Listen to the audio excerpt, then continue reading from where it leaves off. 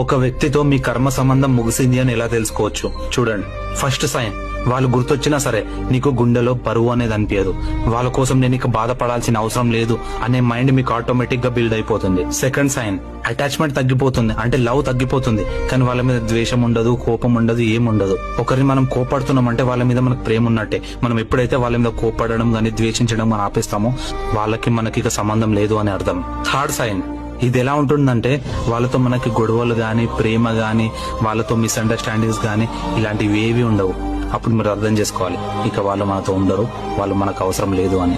Fourth sign, why me, నేనే ఎందుకు ప్రతిసారి, నాకెందుకు ఇలా జరుగుతుంది, నన్నే ఎందుకు ఇలా మోసం చేస్తారు అనే క్వశ్చన్ నీ మైండ్ నుండి డిలీట్ అయిపోతుంది. దానికి బదులు thank you for the lesson అనే పాజిటివ్ మైండ్ నీకు బిల్డ్ అవుతుంది. ఫిఫ్త్ సిగ్నల్, వాళ్ళు లేకపోయినా సరే నీ లైఫ్ పాత్ అనేది నీకు క్లియర్ గా కనిపిస్తుంది.